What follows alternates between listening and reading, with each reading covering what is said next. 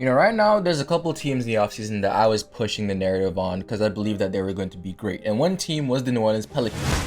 And right now, 20 games into the season, the New Orleans Pelicans are 12-8, the third seed in the Western Conference, and one of the only three teams that are a top 10 offense and a top 10 defense in the NBA. And I know you heard a lot of the word about Zion's defense and how bad it is, and you see a lot of those clips in isolation. But when you watch this team, Zion has been very, very good as a team defender in rotation. He does have his lapses in isolation against guards sometimes, but that's neither here nor there. Overall, he fits well along with the team as their defensive rating is still up there very high with him on the court.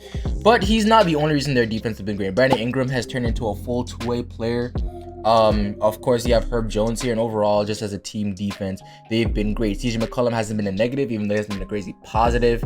He's still, at least not making the defense worse. Of course, you have guys like Larry Nance Jr. and Jose Alvarado that are, very scrappy, that do come in and give you a sense of stability on that end also. But offensively, this team is absolutely insane. Top 5 in points per game, top 5 in field goal percentage, 19th in three-point attempts, but top 5 in three-point percentage, etc., etc. So today we're going to talk about why this team looks so good and what can you expect from them going forward. Before we get started, hi, I'm FLB. I make basketball content here on YouTube. We took a little bit of a break because of the holiday, but we're back on schedule to our 3 to 4 videos per week. So I'd love to have you on the channel. We're trying to get to 5K before the end of the year. So if you'd love to help with that, please hit that like button, hit that subscribe button. Thank you for all the support. So to begin the season, the New Orleans Pelicans were about a 5-5 because they had a lot of problems here. They were trying to mesh Zion back in the lineup. CJ seemed like he was in a beginning of the season slump. Brandon Ingram got that concussion protocol thing, so he was out of the lineup for a couple of games. Overall, the team just wasn't able to really gel and be at their peak powers. But after the 10-game mark in the season, they're now about 7-3 in the last couple games with the team fully healthy, except I think CJ missed the last 3 games. But the last 3 games was against a Desmond Baines-less Memphis Grizzlies team, a San Antonio Spurs, and OKC Thunder, so it didn't hurt too much. But right now, they've been playing very, very well. Like I said earlier in the video, they are tops in the league in a lot of stats. Top 5 in points per game, top 5 in field goal percentage, 5th in three-point percentage, 7th in overall rebounds, top 10 in assists per game. One of the only 3 teams that are top 10 offense in offensive rating and defensive rating. 5th in rebound percentage, which I think is the better stat to measure rebounding because certain teams are fast and slower than others. So, it depends on how many rebounds they're up to grab that can, skew those total numbers. But when you look at, the overall amount of rebounds that are able to be gathered in a whole game, then when the teams are able to grab a lot of those. And to show how good their defense has been, again, they are top 3 in opponents' three-point percentage. Now, that does mean they do allow some of the most points in the paint. I think they are top 10 in opponents' points in the paint, or bottom 10. But they do run guys off the line very, very well, and they rotate very, very well. And with the three-point shot being about a third to sometimes half of a team's offensive attack sometimes, it's good to know that they do a good job of defending those. And that is largely because of their defensive personnel. Right now, Brandon Ingram has solidified himself as one of the better two-way players in the league. We already know what Herb Jones can bring, but Dyson Daniels, their rookie, has been playing sparing 15 minutes spots here and there and only played 12 games so far in the season, but has shown some nice defensive movement, and his shot has been falling, even though it's on very limited attempts. Jose Alvarado is definitely a scrappy guy there. Larry Nance Jr. has been a positive on the defensive end. Zion, even though with all the clips showing that, he isn't the greatest isolation defender, he's been very good team defender. Overall, the team just has a very strong defensive unit that fits well together, that just knows how to, run their scheme and just play really good defense when they're all together.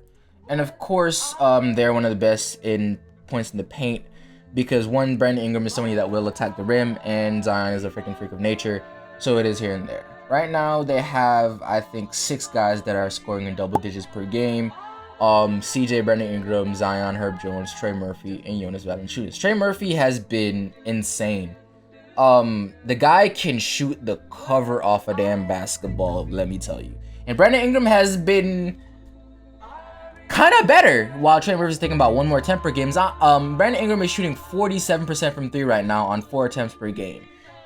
Right now, this team is working the way with Zion back in the lineup, so, not everybody's scoring to the level that, you know, you'd think they would. Zion was like 27 points per game 2 years ago. Now he's down to 22. Brandon Ingram last season I think was 24. Now he's 20.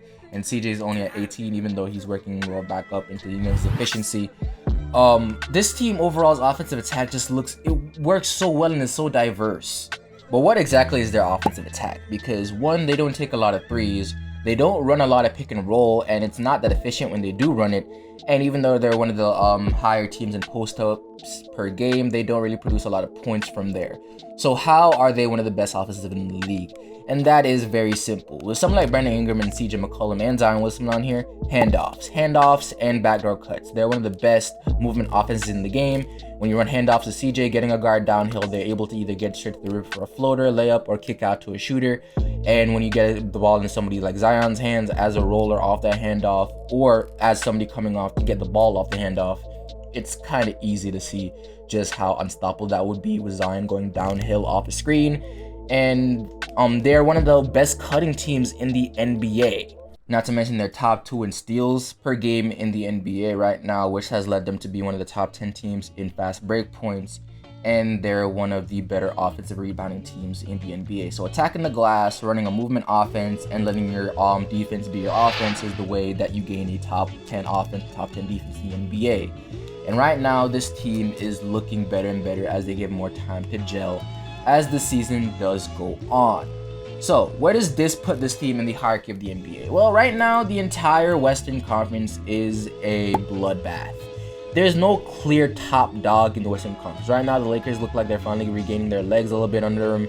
The Mavericks have completely dropped out of the playoff race, even though they were a top 5 team the other day. And separating the first seed from the 10th seed is about 4 games. Separating the first seed from the 6th seed is about 3 games.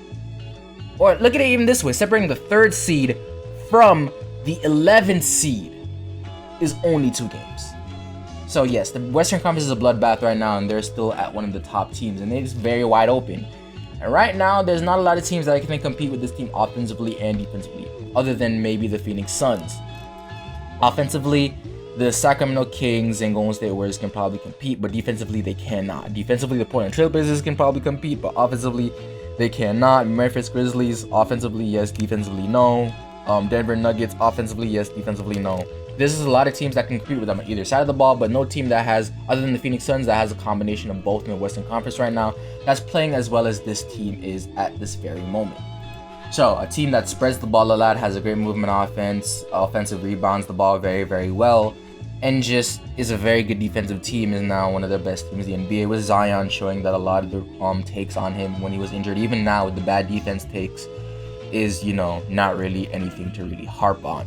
Not to mention that Zion has shown some flashes as a passer this season that just overall, this team has just been doing very, very well, and they're obviously one of the teams that I very pushed hard for in the offseason, and they're still one of the teams that I'm looking very forward to seeing dominate the NBA this season. So let me know what you guys think in the comments down below. Do you think that this New Orleans Pelicans team can keep this up?